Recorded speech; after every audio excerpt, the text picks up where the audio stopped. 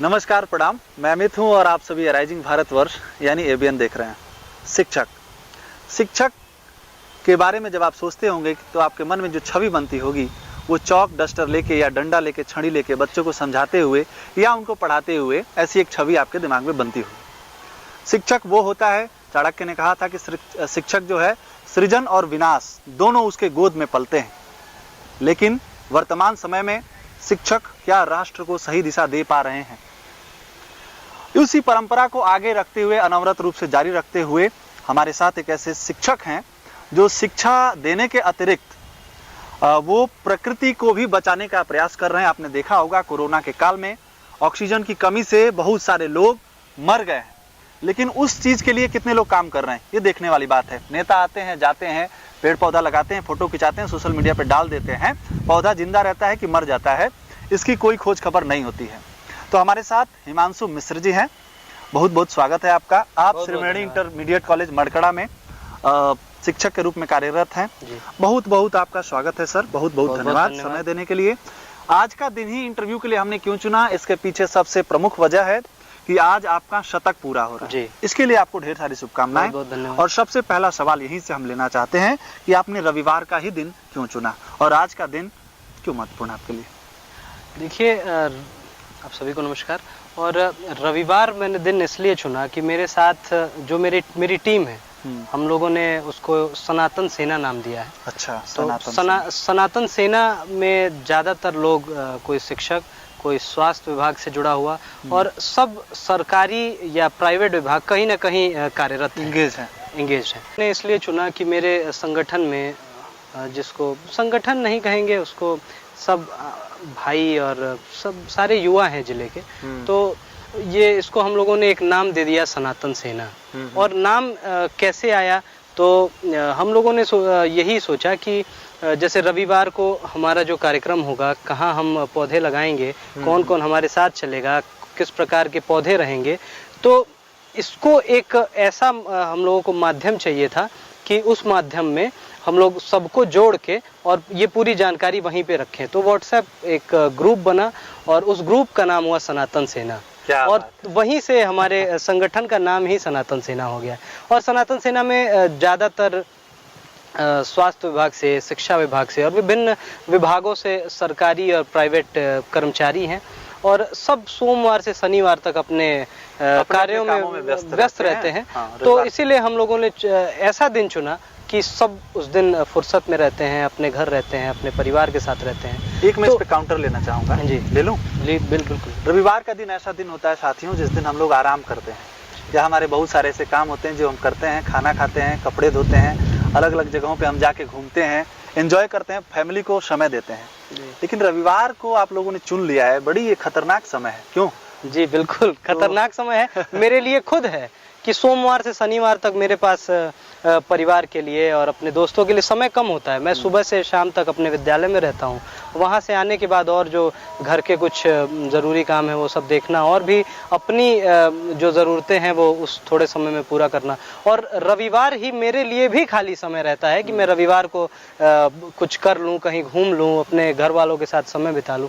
लेकिन मैंने रविवार चुना क्योंकि उसी दिन मेरे पास फुर्सत होता है और मेरे टीम के लोगों के पास भी सबने मेरे से ये कहा कि भाई ऐसा दिन चुनना, ऐसा दिन हम लोगों को इकट्ठा कराना कि जब हम लोग खाली रहें, क्योंकि हम लोग खुद चाहते हैं कि इस नेक कार्य में, इस पुनीत कार्य में आपका सहयोग करें। तो इसीलिए मैंने रविवार चुना।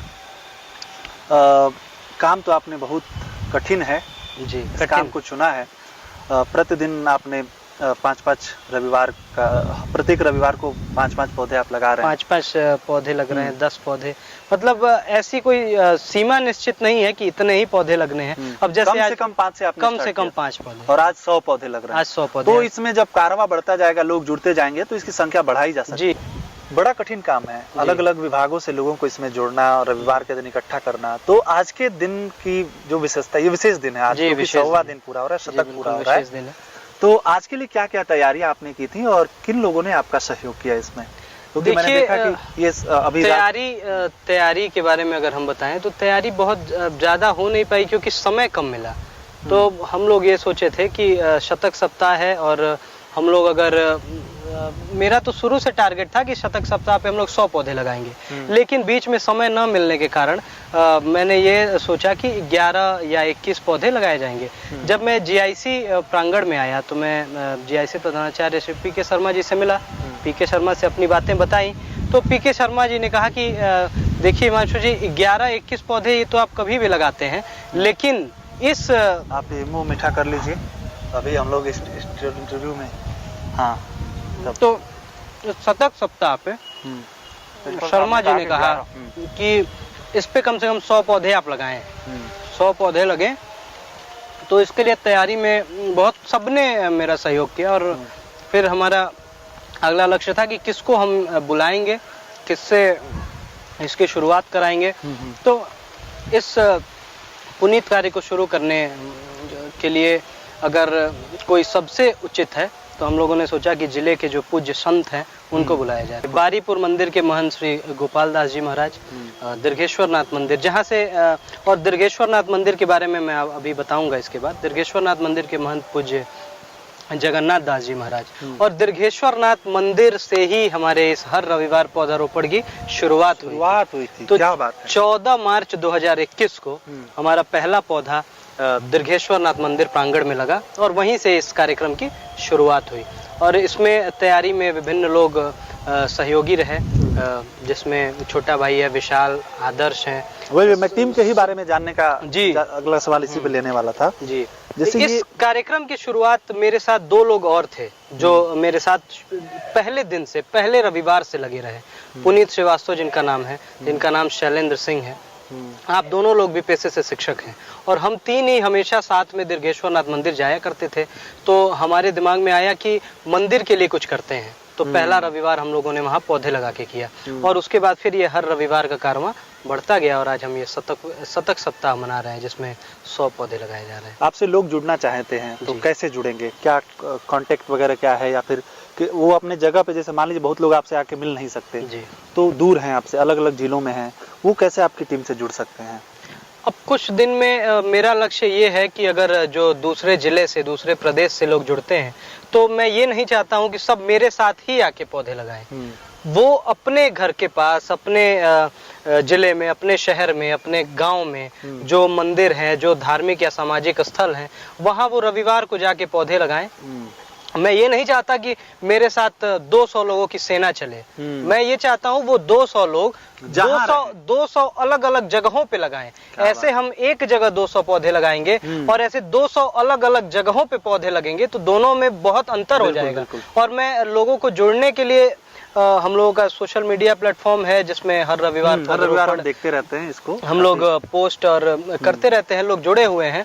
और मैं ये कहूँगा जो दूसरे जिले से और दूसरे शहर से, दूर से लोग जुड़ेंगे, तो मैं उनसे ये कहूँगा आप मेरे साथ न आके आप जहाँ हैं वहीं रविवार को पौधे लगाइए और ये हमारे कार्यक्रम में, इस पुनीत कार्य में सहभागिता दीजिए। एक बड़ा कठिन काम ये है कि जैसे पौधे लगा देना, आजकल देखा भी जाता है कि भाई 50 लोग एक बार आते हैं, एक पौधे लगाते हैं, वो पौधा टूट जाता है, लगा के चले गए, सोशल मीडिया पे फोटो डाल दी, आप लोगों ने भी मित्रों देखा होगा, तो फोटो डाल देते हैं, फिर उस पौधे का क्या होता है पता नहीं, अगले 2 दिन में ही वो खत्म हो जाता है।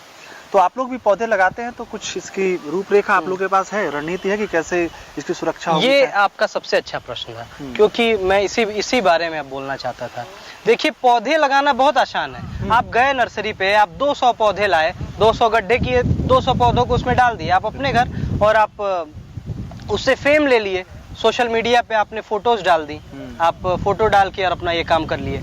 लेकिन मेरा पहला लक्ष्य, जैसे पौधा लगाना तो लक्ष्य था ही, लेकिन उससे जरूरी, उसके पहले ही मैंने ये सोच लिया था कि अच्छा ठीक है, मैं पौधे तो लगा लूंगा, लेकिन उन पौधों को सुरक्षित कैसे रखूंगा।